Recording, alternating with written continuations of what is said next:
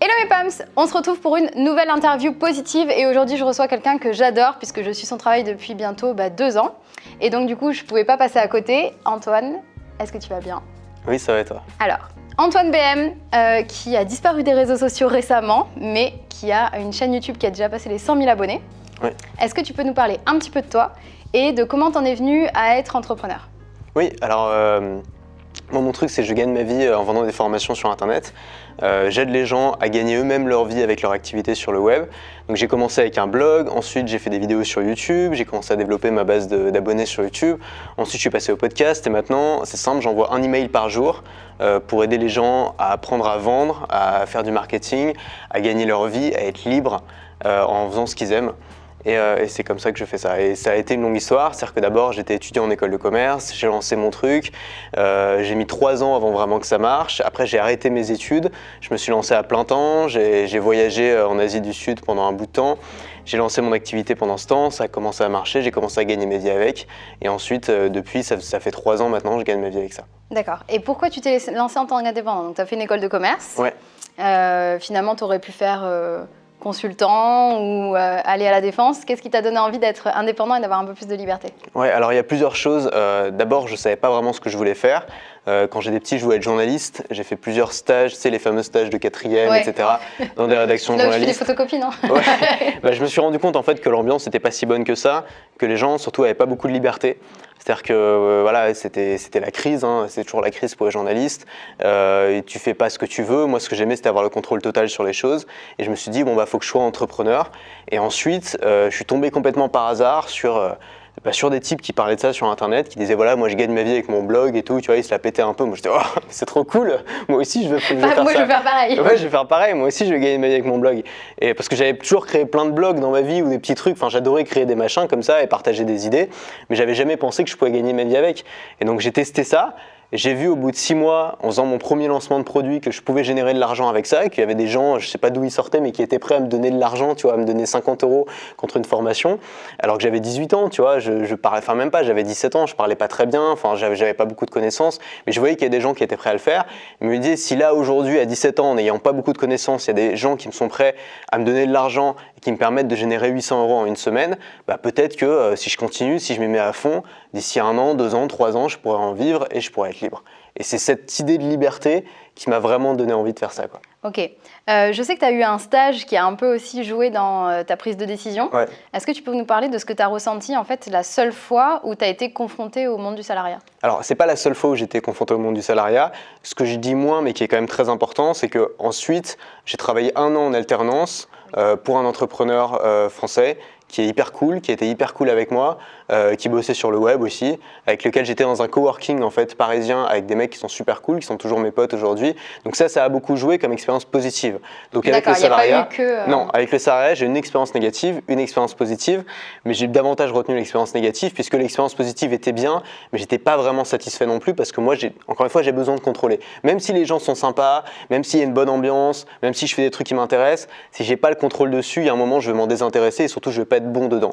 Et pour que je sois bon dedans, il faut que ce soit mon truc à moi, il faut que je le possède et donc il faut que ce soit ma boîte. Et ce fameux stage dont tu parles, j'en parle souvent parce que ça fait partie un peu de mon storytelling, c'est un stage chez une entreprise de vente de piscine où en gros il y avait le manager, le patron et 15 stagiaires, tu vois, en plus que des filles, tu vois, donc je sais pas, moi j'ai rien contre ça, mais du coup ça parlait un peu machin, moi j'étais pas du tout dans ce délire là, ouais. Ça m'a saoulé et je me suis dit, ça a duré 3 mois ce stage là, au bout d'1 mois et demi je me dis si ça dure plus longtemps je vais faire une dépression nerveuse, c'est pas possible que je m'en sorte vivant de ce truc-là. T'as pris le truc à temps, je te le dis. Et je me suis arrêté juste à temps, tu vois, au bout de 3 mois, j'en pouvais plus vraiment quand je me suis arrêté, j'aimais pas ça, non pas que ce soit un des pires jobs du monde, mais juste moi ça me convient pas, tu vois. Et je me suis dit, je me suis juré, si tu veux, de pas finir comme ça, de pas finir comme finalement beaucoup de gens qui font un truc qu'ils aiment pas trop, mais qui permettent de payer le loyer, qui disent je continue à faire ça, mais tu vois, moi j'avais envie de faire quelque chose qui avait du sens pour moi. de faire quelque chose qui me faisait plaisir au quotidien et de ne pas me sentir attaché. On m'a laissé beaucoup de liberté quand j'étais enfant. J'ai beaucoup de mal avec l'autorité aujourd'hui. J'ai beaucoup de mal avec le fait que des gens te jugent, te disent ce que tu dois faire, te disent si c'est bien, si c'est pas bien. Je déteste me faire engueuler et je sais que quand tu es dans le monde des salariés, bah, ça continue à arriver. Tu le vois dans, je sais pas. Alors moi, évidemment, j'ai pas de vrai insight dans le monde des salariés, mais c'est quand même la culture populaire. Tu vois dans les séries, tu vois dans les films, tu vois surtout dans ton entourage qui t'en parle et tu te rends compte que bah, moi, mon entourage, ma famille ou mes amis qui sont salariés passent une grosse partie de leur temps à se plaindre de leur patron, de leurs collègues, de tout ce qui ne va pas, de choses sur lesquelles ils n'ont pas le contrôle, parce que c'est ça quand tu es salarié. Tu as un contrôle sur un petit truc, mais tu n'as pas un contrôle sur tout, surtout pas sur ton patron et sur tes collègues. Et je me suis dit, moi, j'ai pas envie de ça, tu vois. Moi, j'ai envie de me lever le matin, d'être content de faire ce que je vais faire pendant ma journée. Et c'est pour ça que j'ai construit ce business. Ouais. D'accord, donc tu penses que tu as toujours eu cette âme d'entrepreneur tout petit déjà? Âme d'entrepreneur, je sais pas, mais avoir envie d'avoir mon petit truc à moi. C'est-à-dire que j'ai pas une âme de start-upper, j'ai pas envie de changer le monde, j'ai pas envie de faire le nouveau Facebook, j'ai pas cette faim-là. Elon Musk est quelqu'un que je respecte beaucoup, mais c'est pas quelqu'un qui m'inspire dans le sens où c'est pas quelqu'un qui me donne envie de faire la même chose. Je suis pas non plus jaloux de lui, je me dis pas j'aimerais être à sa place, j'aimerais pas du tout être à sa place.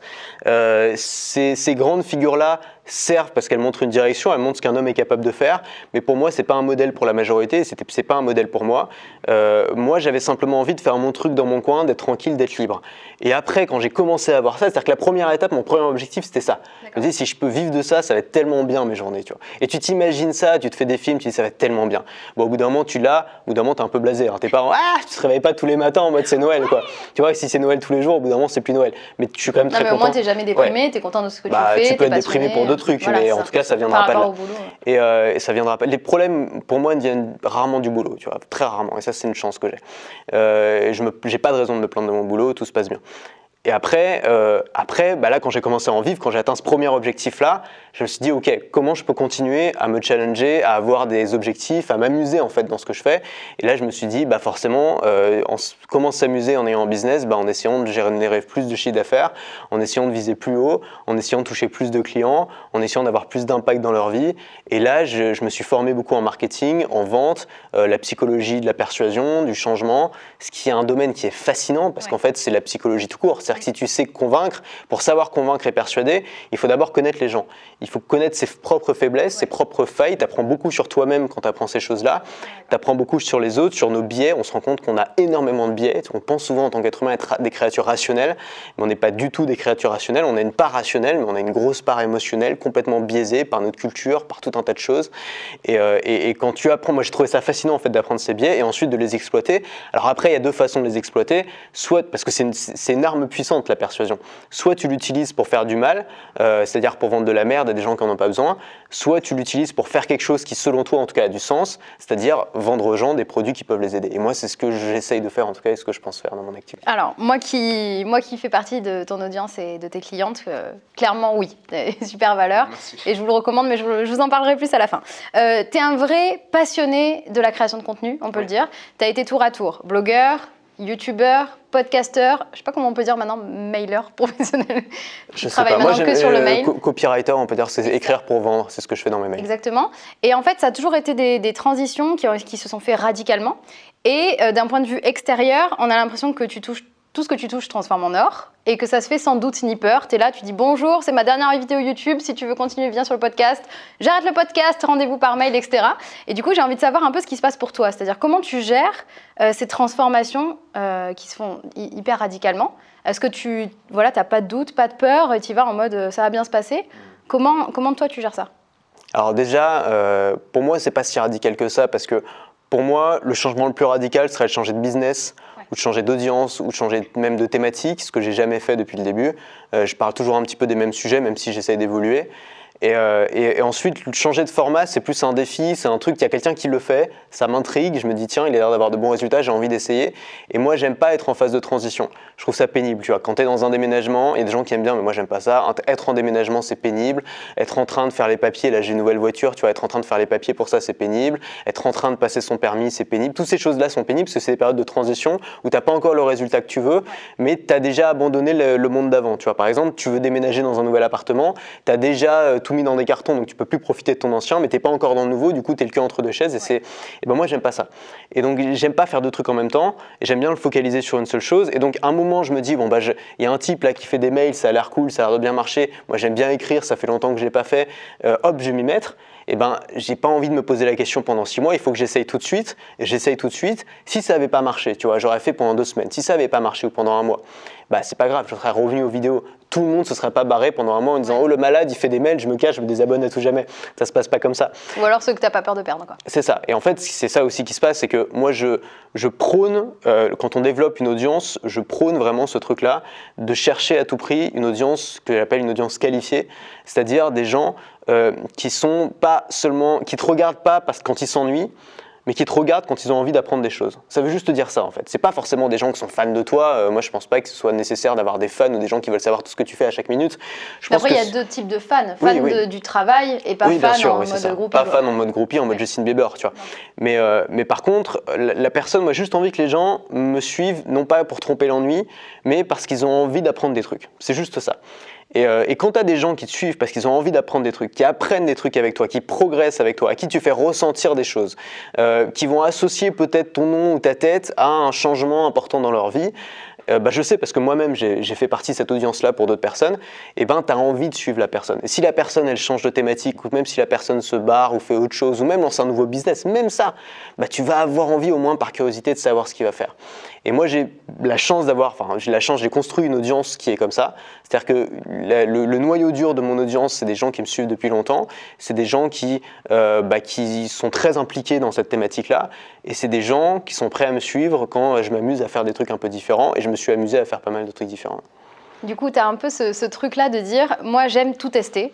Voilà, le testeur marketing, tu aimes bien tester la nouveauté. Du coup, je me demande, est-ce qu'il n'y a pas des fois où tu n'as pas envie de te dire juste, bon bah là ça marche, c'est bon, j'en profite et j'arrête de tester des trucs de nouveau? Ah si. Il y a des phases en fait. Ouais. C'est ça aussi qu'il faut savoir, c'est que, et ça j'ai mis beaucoup de temps à le voir, à le comprendre, c'est qu'en fait il y a des phases. Il y a des phases où tu as envie de changement, de nouveauté, d'ambition, de nouveaux objectifs. Il y a des phases de courage, ou je ne sais pas comment on pourrait appeler ça, mais des phases d'esprit de conquérance. Ouais. Et des phases où tu as juste envie d'être pépère, où tu as juste envie que ça marche, où tu as juste envie de t'occuper un peu d'autre chose. Et moi, dans mon business, je le vois complètement, ça fait comme des vagues, en fait, si tu veux, les vagues qui durent à peu près 3-4 mois à chaque fois. Pendant 3 mois, je suis à fond, j'ai plein d'idées, je lis plein de bouquins, ça bouillonne. Et là, généralement, je passe un nouveau palier en termes de chiffre d'affaires ou en termes de résultats.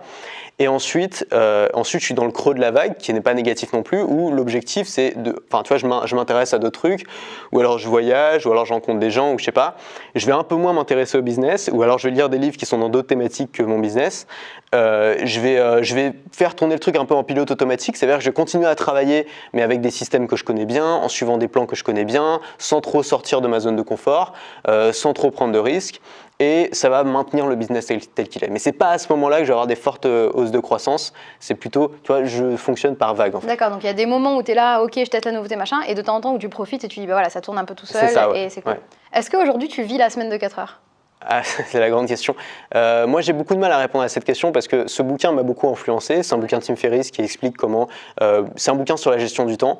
Beaucoup de gens ont mal compris ce bouquin en pensant que c'est un bouquin pour les gens qui avaient envie de rien foutre de leur vie, alors que c'est plus un bouquin pour les gens qui ont envie de faire beaucoup de choses et donc qui ont besoin de gérer leur temps correctement. C'est travailler mieux, c'est notre style de vie, et c'est aussi arrêter de se calquer sur des carcans qu'on nous donne dans la société du genre il faut souffrir pour travailler jusqu'à la retraite et après on profitera quand on sera vieux, quoi. Il y a beaucoup de mythes autour du travail et je pense que le plus grand mythe c'est que le travail c'est une valeur. Moi je pense que le travail ça n'a jamais été une valeur.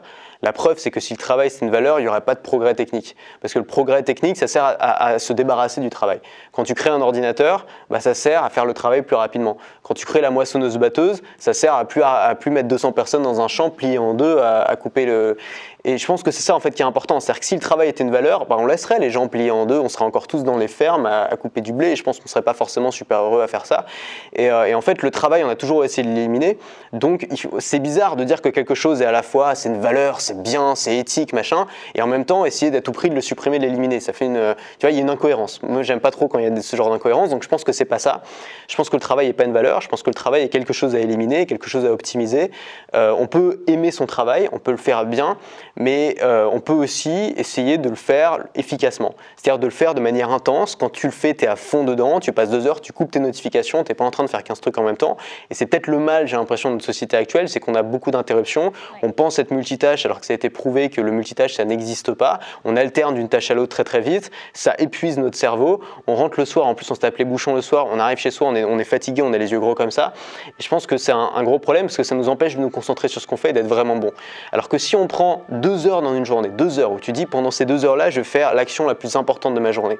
Je vais le faire à fond et je vais rien faire d'autre. Tu te mets, moi ce que je fais généralement, alors ça fonctionne bien pour moi, c'est que je me mets de la musique house dans les oreilles, tu vois, la musique qui ne demande pas de réfléchir mais qui te motive, ouais, qui te motive un petit peu, surtout le matin quand tu es mal réveillé, ça marche bien. Il y en a, c'est un café. Moi, je supporte pas le café, du coup, je mets la musique house, c'est un peu pareil pour moi. Et je me mets devant mon mail. Faut que j'écrive un mail en 2 heures avec une offre ou une promo, un truc. C'est la principale valeur que je peux apporter dans ma boîte. Et je vais faire, alors généralement ça prend moins de 2 heures, peut-être 1 heure. Je vais faire que ça pendant 1 heure. Je vais le faire à fond. Je vais essayer de laisser personne m'interrompre. Mon téléphone est toujours en mode avion quand je fais ça. Et je pense que ça me permet de faire plus de choses. Je pense que beaucoup de gens, enfin je vois d'ailleurs beaucoup de gens font le même boulot que moi mais passent leur journée dessus.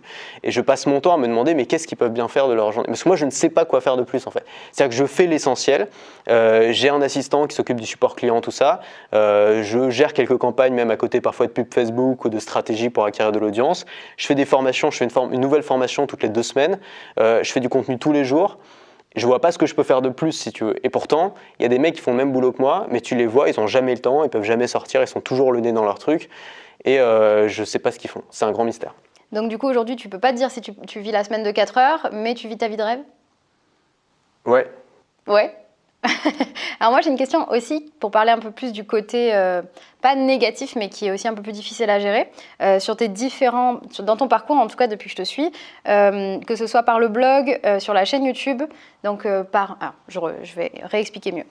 Tu as souvent été critiqué, soit pour ton âge, soit pour l'ancien nom de ton blog, qui n'est pas du tout de ta faute, mais à cause d'une histoire de quelqu'un qui a repris et qui... Bizarre, oui. En fait, donc, son ancien blog s'appelait Lama Fâché. Oui, c'est ça. Et ça a été repris, une chaîne YouTube du même nom, de quelqu'un d'autre, et qui fait... Alors, je ne sais pas du tout ce qu'il fait, ce mec-là, mais... Il fait des tops, il fait du contenu un peu junk food. Voilà, donc genre un peu des tops, des trucs à la con. Voilà, et qui est un peu critiqué. Hein, sur YouTube, hein, il doit avoir 3 millions d'abonnés, enfin ça marche bien son truc. Voilà, et en fait, les gens pensaient que c'était toi. Ouais.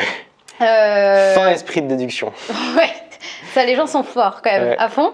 Les gens sur YouTube sont assez critiques, t'avais des haters, des trucs comme ça. Ouais. Tout ça, de toute façon, souvent, c'est injustifié, on est d'accord. C'est le jeu. Mais comment YouTube, toi, t'as géré ça? Jeu. Comment t'as pas laissé tout ça t'atteindre, en fait? Ouais. Alors déjà, moi, j'ai pas envie de me plaindre de ça, parce que YouTube te donne beaucoup de choses. YouTube m'a donné une audience, YouTube m'a donné un podium, YouTube m'a donné une plateforme, et YouTube m'a donné des haters. Mais je veux dire, si j'avais pas eu les haters, j'aurais pas eu tout le reste. Donc ça fait partie du package. Il faut, je pense, avoir quand même les épaules solides. On n'est pas habitué à ça. Je pense que l'être humain n'est pas configuré pour se prendre des méchancetés de plein de gens en même temps. Si ça arrive dans la vraie vie, tu vois, c'est extrêmement angoissant, sauf que ça n'arrive pas dans la vraie vie. Les gens t'insultent pas dans la rue, tu vois. Ça n'arrive quand même pas, et sur Internet, ça arrive. Donc c'est quand même un truc, il faut recalibrer son cerveau pour ça, ça prend du temps. Je pense qu'on n'y arrive jamais vraiment. Mais après, c'est aussi intéressant parce que ça donne un peu un esprit de combativité, tu as envie de leur prouver, tu as envie de te bouger. C'est bien d'avoir des bâtons dans les roues un petit peu, je pense. Moi, je l'ai vécu un peu comme ça. Ça t'a motivé ? Parfois, ouais, parce que tu dis, tous ces connards-là, eh ben, je vais leur prouver. Quelquefois, tu dis ça. Alors après, le problème, c'est d'aller trop loin. Et je vois beaucoup de gens sur YouTube qui se sont laissés entraîner dans ce truc-là. Souvent, c'est des mecs, ils sont un peu, tu vois, ils aiment pas se laisser faire. Ils se sont fait insulter une fois. Et du coup, les mecs, leur vidéo suivante, c'est réponse aux insultes. Puis ensuite, ils se prennent d'autres insultes et re-réponses. Tu passes ton temps à te justifier de ce que tu fais. Ouais, tu vois, c'est l'escalade de... Et en fait, ce qui est stupide, c'est que tu as les haters d'un côté et tu as ton audience de l'autre, les vrais. Tu vois, moi, ce que j'appelle les vrais. Les vrais, c'est les gens qui se suivent, qui sont à fond, qui apprennent des trucs avec toi. Eux, généralement, tu les vois pas trop. Enfin, tu les vois en vrai quand tu fais des rencontres, tu vois. Ouais, mais c'est pas ceux qui se manifestent. Ouais, c'est pas ceux qui se manifestent le plus. Ils ont autre chose à faire. Et en fait, ce qu'on va faire souvent, c'est qu'on va davantage retenir les haters. On va se focaliser sur eux. On va se focaliser sur des gens qui en ont rien à foutre de ce qu'on fait, qui seront jamais clients chez nous, qui nous feront jamais vivre. Et on va mettre de côté et oublier les vrais, les gens qui nous font vivre, les gens qui s'intéressent à ce qu'on fait. Donc c'est stupide. Et c'est une des raisons pour lesquelles YouTube, c'est peut-être la faiblesse de YouTube, c'est que si tu commences à vendre tes produits, à essayer de monter un business, à essayer d'être un peu ambitieux là-dessus, tu vas avoir une partie des gens qui vont te soutenir à fond et tu vas avoir une partie des gens qui vont, pour plein de raisons, je suppose qu'ils ont leur raison, qui vont pas être d'accord, qui vont trouver ça pas bien, qui vont s'énerver, qui vont dire que c'est pas bien, c'est de l'argent, c'est mal. Bon bah ok, mais il faut l'accepter. Bon, j'imagine que tu as moins ce problème dans le milieu du pop-pom girl, je sais pas si tu vends des produits ou pas. Alors, moi pour l'instant, j'ai été épargnée par les haters, mais franchement, les gens te critiquent. Chez les nanas, tu peux avoir aussi les gens qui arrivent et qui aiment juste pas ta gueule et qui vont te le dire. Et en plus, moi j'ai aussi le rapport pom-pom girl où les gens ont un a priori sur le truc. Ouais, ça peut arriver. Et donc du coup, vont critiquer. Donc voilà, mais c'est vrai que pour l'instant. Mais c'est vrai que ce qui est bien aussi, quand tu es vraiment dans une niche comme ça, pom-pom girl, c'est quand même une niche, c'est très ciblé, c'est pas juste, tu vois, ça pourrait être juste une chaîne YouTube de filles où tu parles de plein de trucs. Là, c'est vraiment très ciblé. Enfin, d'ailleurs, il y a peut-être aussi des mecs qui te suivent, j'en sais rien. Et, je pense, parce que je fais du pom-pom pour tous. Donc, bon, bah voilà. Et ben, généralement, ça filtre quand même. C'est-à-dire que quelqu'un qui s'intéresse pas à ça va pas taper pop-pom girl sur YouTube, il y a peu de chance. Oui, toi, tu avais eu aussi le problème de la vidéo qui avait été super virale, qui avait ramené plein de touristes pour rien. Mon problème, c'est que j'ai fait plein de vidéos. Je me suis amusé sur YouTube. J'ai pas voulu parler que de mathématiques. J'ai voulu m'élargir. J'ai voulu parler de trucs, ce que j'aurais peut-être pas dû faire. Bon, après, je regrette rien. Ça m'a appris des choses aussi. Mais finalement, j'ai fait des vidéos qui m'ont apporté plein d'audience, qui n'étaient pas forcément de l'audience utile. Et je parlais, notamment, tu m'avais dit que tu m'avais découvert grâce à la vidéo où je présente le micro. Oui, voilà, le micro qu'on utilise. Bon, bah, ce genre de vidéo, tu vois, ça va t'apporter un public assez large. C'est-à-dire tous les gens qui font des vidéos sur YouTube, mais pas qui cherchent micro. Ouais, c'est ça. Donc, en fait, ça peut attirer une audience très très large. Alors, l'avantage, c'est qu'il y a une partie de cette audience comme toi qui vont rester, qui vont trouver ça intéressant et qui peuvent même devenir clients. Mais l'inconvénient, le revers de la médaille, c'est qu'il y a une autre partie qui vont dire mais c'est qui ce guignol et qui vont décider, je sais pas pourquoi, de te suivre, de continuer à te suivre et de continuer à t'insulter. Après, il y a un truc que tu peux faire qui est très simple, c'est de bloquer les commentaires. Il y a Tim Ferriss qui disait, justement l'auteur de la semaine de 4 heures, qui disait moi mes commentaires c'est chez moi. Je considère que c'est chez moi, c'est sous. Alors lui, il parlait de son blog. Il disait mon blog, c'est chez moi, c'est mon nom de domaine, ça m'appartient. Et je laisse pas les gens cracher leur venin dans les commentaires, exactement comme je laisserais pas quelqu'un rentrer chez moi, s'installer, poser les pieds sur la table et cracher par terre en me disant allez hop, amène-moi un verre de whisky quoi. Et ben il dit c'est pareil sur mon blog, je bloque tous les gens qui laissent des commentaires inappropriés. Et ben moi je vois aucun problème à faire ça sur YouTube ou sur Facebook. Quand la personne te laisse un commentaire inapproprié, ça veut dire elle te dit un truc qu'elle te dirait jamais en face parce qu'elle n'a pas les couilles de le faire, et ben tu la bloques, c'est tout. Et alors du coup, si tu devais dire un seul mot à tous ceux qui nous suivent, qui ont envie de faire quelque chose qu'ils aiment, peu importe que ce soit de la danse, d'être entrepreneur, d'avancer dans leur vie, et qui se prennent des grosses critiques, et pas que des haters, je parle aussi des environnements un peu toxiques, genre la famille qui te dit non mais... Le plus dur, ça vient souvent du cercle proche. Hein, je suppose que quand tu t'es lancé, tu as eu un peu ça. Qu'est-ce que tu pourrais conseiller aux gens qui ont envie de faire quelque chose de différent ? Ouais, alors moi j'ai eu la chance, hein, mes parents m'ont jamais été contre moi. Ils m'ont pas encouragé, mais ils m'ont pas découragé non plus. Ils m'ont un peu laissé tranquille avec ça.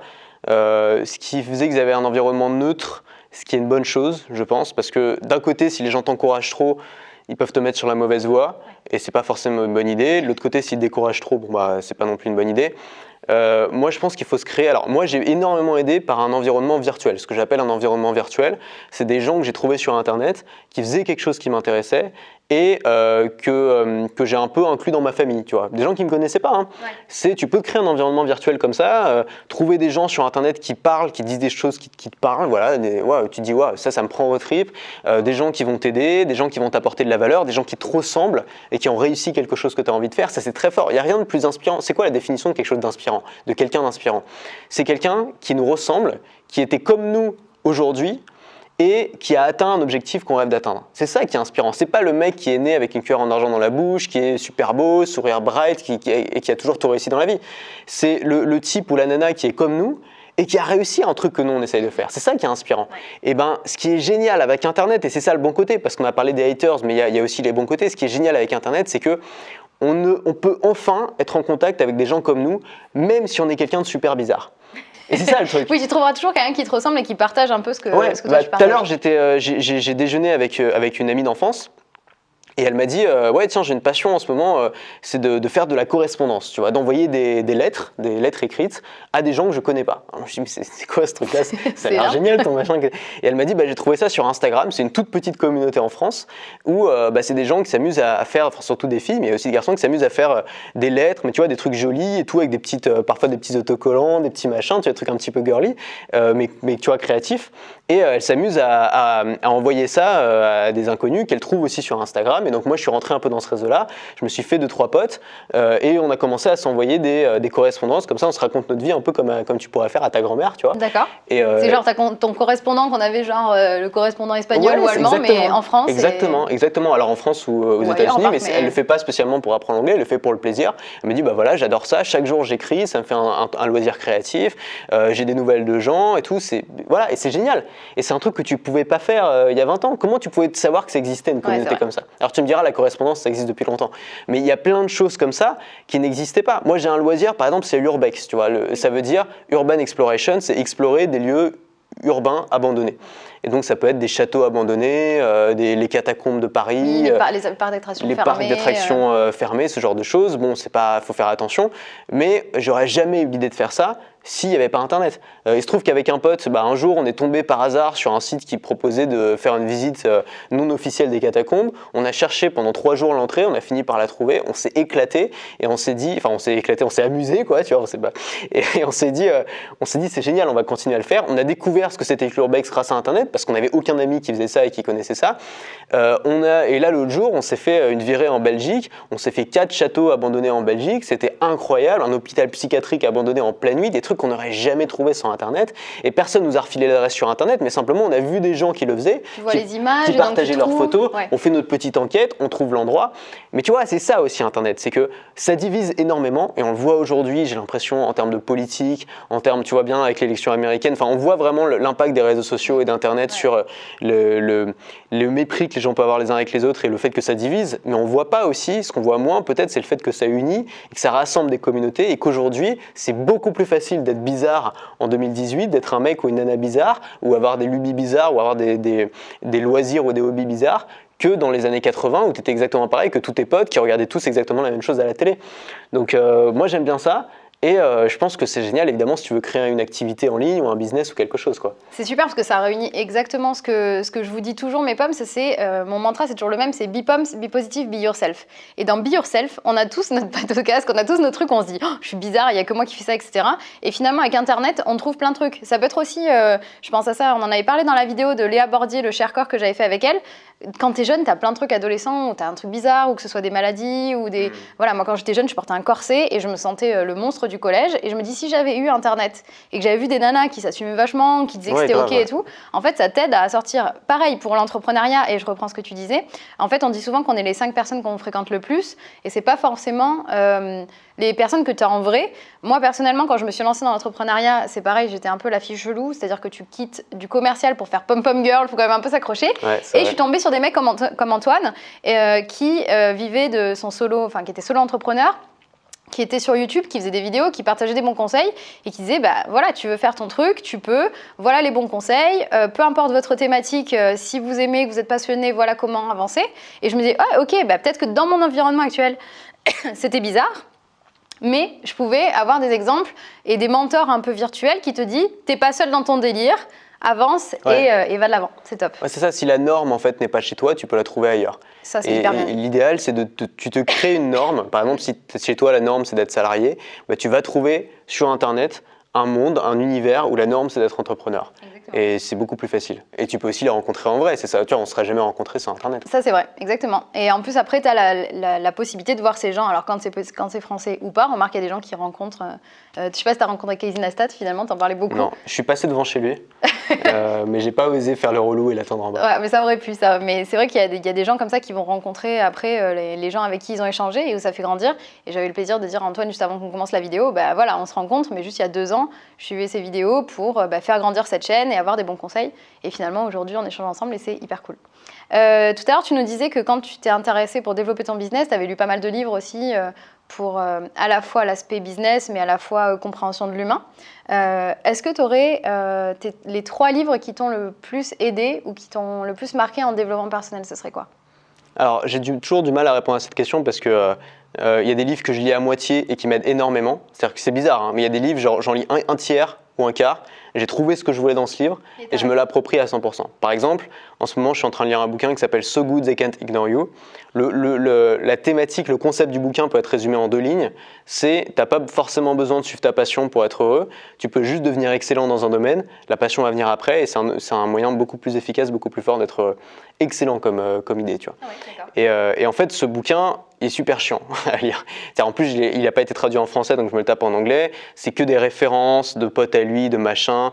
En fait, c'est que des histoires. Alors, il raconte beaucoup d'histoires, mais moi, l'histoire, au bout d'un moment, ça me gonfle, surtout quand c'est des histoires de basketteurs américains dont j'avais jamais entendu parler de nom. Et donc, au bout d'un moment, tu vois, le livre, il me tombe des mains. Je me dis, bon, bah, c'est bon, j'ai eu ce que je voulais dans ce bouquin-là. Et il y a d'autres bouquins que je lis en entier parce qu'ils sont bien écrits et que c'est agréable à lire et que ça me détend, mais j'en tire pas une valeur extraordinaire. Donc, il y a des bouquins comme ça. Tu parles de bouquins de développement personnel. Moi, je pense à un bouquin un peu d'anti-développement personnel, mais c'est quand même un bouquin de développement personnel qui s'appelle L'art subtil de s'en foutre.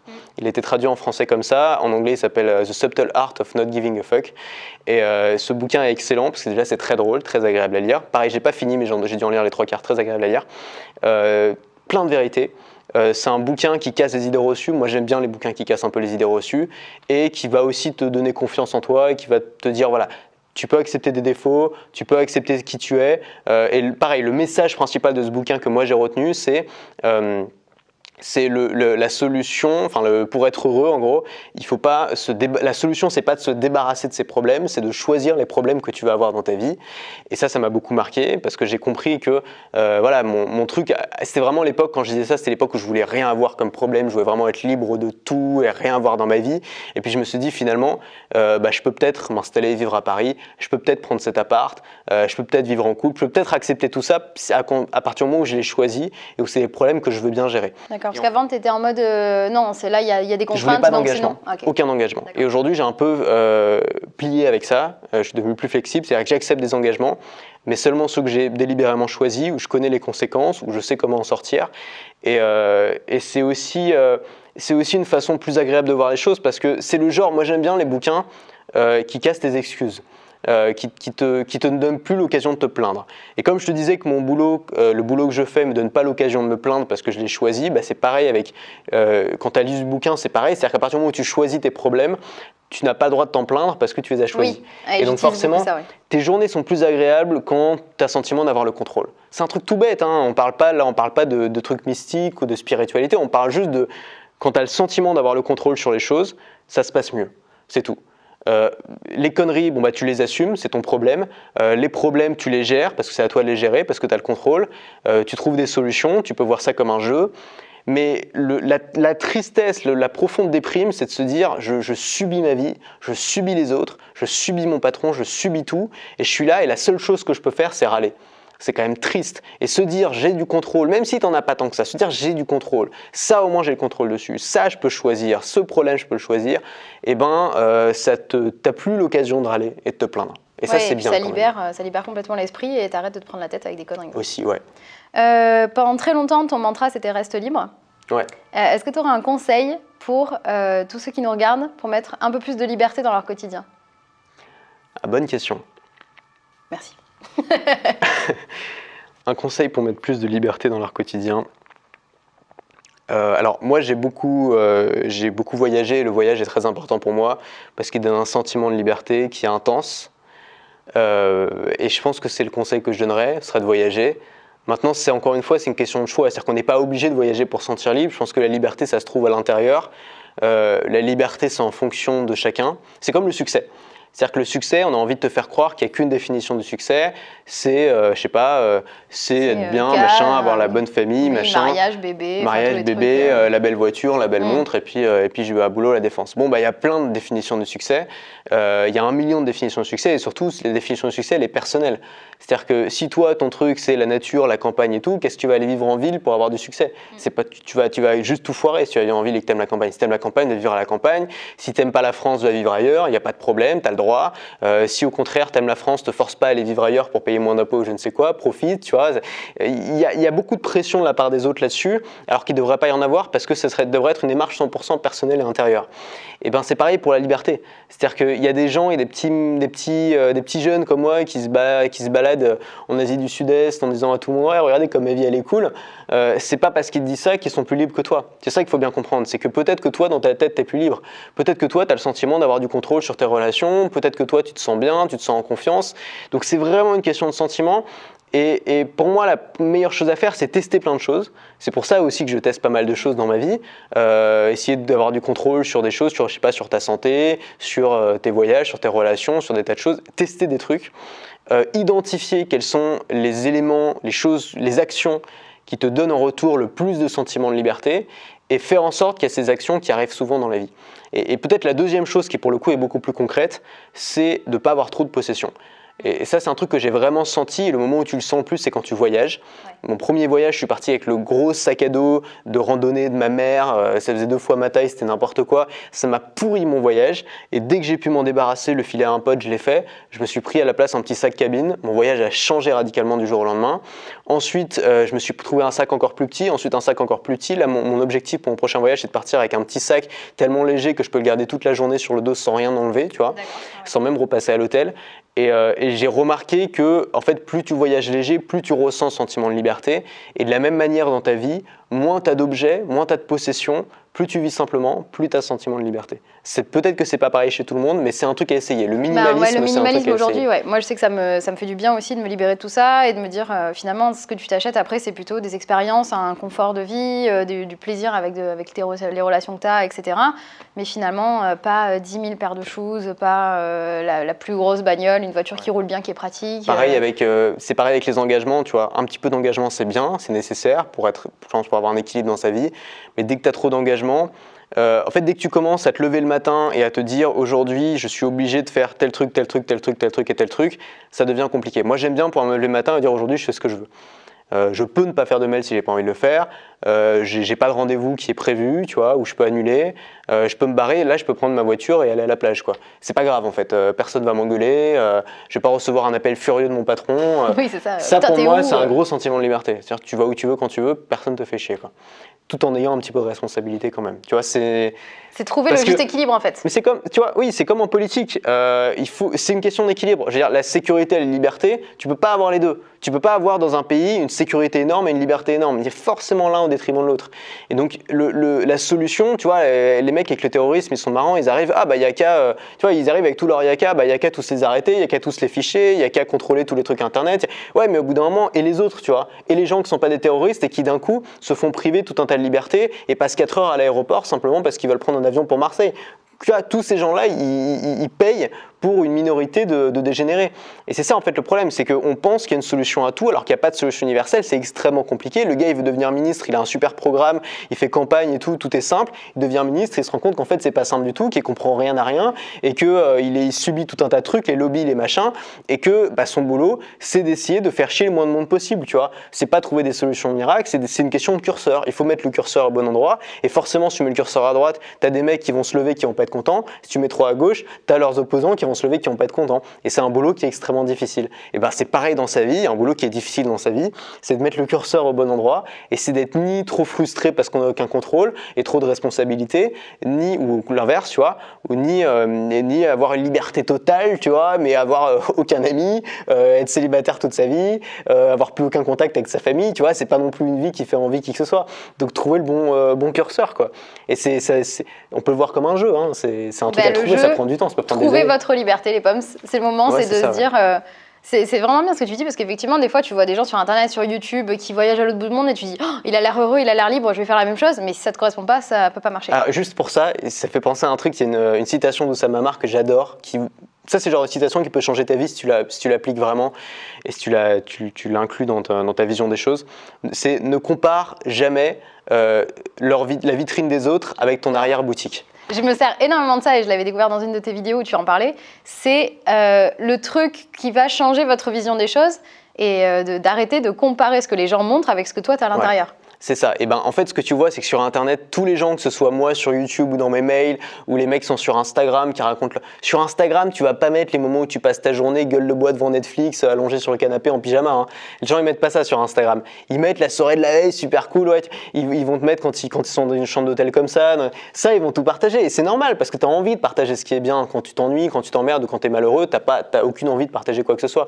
Donc, il faut bien comprendre que c'est pas un problème de tout partager. Simplement, il faut savoir que ce que partagent les gens, c'est qu'une version de leur réalité, c'est juste la partie immergée de l'iceberg, mais il y a tout le reste qu'il y a derrière qui ne te montre pas. Les gens ont plein de problèmes. Et les gens, souvent, qui ont l'air très heureux, bah, tu creuses un peu, tu te rends compte qu'ils sont comme tout le monde, ils ont des problèmes. C'est pas des gens parfaits. Et évidemment, on fait tous de l'auto-marketing. Moi-même, je fais du marketing, tu vois, j'ai des produits à vendre, j'aide les gens à être plus libres, je défends à fond ce mode de vie parce que, et puis voilà, moi je suis quand même heureux dans ma vie et je le défends et j'en parle et j'essaie d'encourager les gens à faire la même chose. Mais par contre, je veux pas que les gens comprennent mal le truc et pensent que ma vie c'est un Eldorado et que chaque matin c'est Noël et que j'ai jamais de problème parce que c'est complètement faux. Je suis comme tout le monde, j'ai plein de problèmes, j'ai des gens qui m'énervent, j'ai des conflits avec ma famille, enfin, j'ai exactement le même problème que tout le monde. Simplement, bah voilà, on essaye de trouver des solutions, on essaie de le faire en s'amusant. Mais ouais, quand tu compares la vitrine des autres avec ton arrière-boutique, c'est le meilleur moyen pour être malheureux, pour être frustré, pour te dire que tu n'as vraiment pas de chance. Mais tout le monde n'a pas de chance, tout le monde a des problèmes. Donc on se compare quoi, à nous-mêmes et c'est tout, et à ce qu'on a envie d'être. Ouais, c'est ça, on essaie de se comparer à soi-même, d'être mieux que celui qu'on était hier, quoi. Ouais. Ça fait un peu bateau de dire ça. Ouais, mais c'est tellement vrai, j'avoue, c'est vraiment des hein. phrases qu'on a entendues 1000 fois, mais en même temps, il n'y a rien de mieux que ça, quoi. Ouais, probablement. Et c'est pour ça, effectivement, qu'il faut savoir ce que vous avez envie d'être, et pas forcément d'être une L'homme copie-collée. heureux est celui qui se croit heureux, hein. C'est tout. Voilà, quel philosophe. Allez, hop, c'est parti. Là. C'est pour moi, Là, c'est cadeau. C'est mon père qui m'a sorti ça l'autre jour à un dîner, et je me dis, ah ouais, il a raison, putain. Et ben voilà, l'homme heureux est celui qui se croit heureux. Bah donc croyez-vous heureux, et au moins vous irez sur le bon chemin. Hein. Une demi-heure d'interview pour entendre ça, franchement. C'est pour ça. Voilà, finalement ça valait le coup.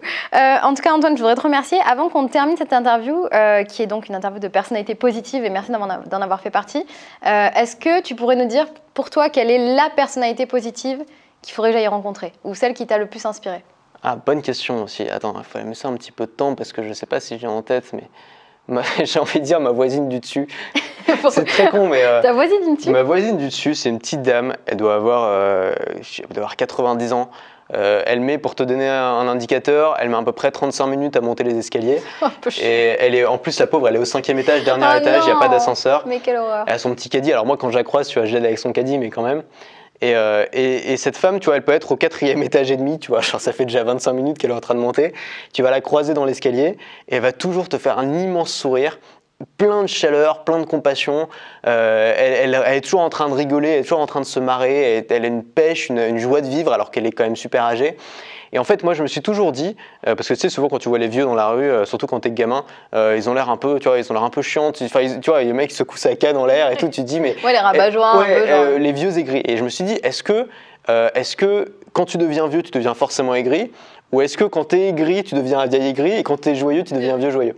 Et plus le temps passe, plus j'ai l'impression que la vieillesse, c'est juste une exagération de ton caractère, et que si tu étais quelqu'un de joyeux, et que, bon, faut admettre, et que tu n'as pas de gros problèmes de santé, et que tu souffres pas beaucoup dans ton quotidien, bah, tu peux devenir un vieux joyeux, et il n'y a rien de mieux qu'un vieux joyeux. Franchement, on adore les vieux qui sont souriants et qui sont gentils. C'est la définition de la sagesse, c'est ça finalement. Quand tu vois un vieux qui est heureux de vivre, et qui respecte les jeunes, et qui respecte... Enfin voilà. Et à côté, bah, tu as les vieux aigris qui sont pas contents de vieillir, et qui ont du ressentiment envers tout le monde et qui sont jaloux des jeunes, etc. etc.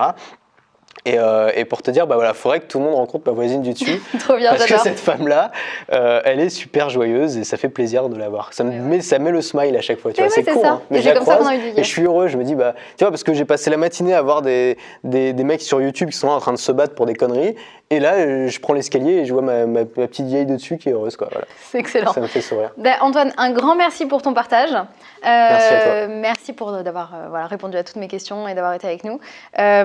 Évidemment, vous pouvez retrouver... Alors, d'habitude, je dis sur les réseaux sociaux, mais du coup, on n'a pas parlé de ça. C'est vrai que là, pour l'instant, tu as un peu coupé les réseaux sociaux. Ouais, il faut aller sur mon site, en fait. Plutôt sur le site. AntoineBM.com et s'abonner à mes mails. Voilà. Maintenant, tout est par mail. Tous les jours, vous recevez un putain de mail inspirant qui va vous aider à avancer vers votre objectif de vie. vie. Donc pensez à vous abonner. Merci encore Antoine. Alors juste un petit disclaimer. Vas-y. On parle beaucoup de vente, de marketing et d'argent dans mes mails. C'est un sujet qui est important pour moi, pour les gens qui me suivent. Donc pour les gens qui n'aiment pas trop ça, il n'y a pas de souci, mais juste vous abonnez pas parce que vous allez être déçus. Allez d'abord voir peut-être les vidéos. On parle plus de marketing et de vente que de développement personnel. On parle aussi un peu de bonheur, de philosophie de liberté parce que ça compte pour moi, c'est la finalité. Mais on parle surtout du moyen. On parle de choses très concrètes, marketing, vente et tout. C'est vrai. Après, mais c'est simple à digérer, c'est pour tout le monde. Moi, je trouve qu'il y a plein de trucs et c'est comme ça que j'ai lu la semaine de 4 heures aussi. C'est qu'il y a plein de conseils qui sont souvent axés business. Et d'ailleurs, je lis en ce moment Comment se faire des amis de Dale Carnegie, qui est axé commercial, mais qui pour moi en fait t'apporte des leçons de vie qui te servent dans toutes tes relations. Ça peut marcher pour le couple, ça peut marcher pour tout ça. Mais par contre, c'est vrai, c'est toi ton objectif, c'est vraiment d'aider les gens à vendre. Mais comme tu le dis si bien, apprendre à se vendre, ça te sert pas que dans le business. Ah oui, donc allez découvrir ce que fait Antoine. Je pense que le mieux c'est d'aller découvrir tes vidéos qui existent toujours sur sa chaîne YouTube. Et si vous adhérez à son style, abonnez-vous à ses mails parce que clairement vous allez recevoir des conseils en or et plein de bonnes choses. Si vous êtes solopreneur, encore plus. Et puis voilà, allez découvrir son travail. Tu m'accompagnes pour le mot de la fin? Attends. Là, ça, c'est le piège. Pendant toute l'interview, je me suis dit, attends, c'est quoi déjà le mot de la fin? J'écoutais même pas les questions, c'est le mot de la fin. C'est pas pomme, attends. Pomme kiss. Pomme kiss, voilà, c'est ça. Donc n'oubliez pas, mes pommes, d'être positive, d'être vous-même. Donc be pommes, be positive, be yourself. On se retrouve très bientôt pour une nouvelle vidéo. Et tu m'accompagnes? Ouais. 3, 2, 1. Pomme kiss!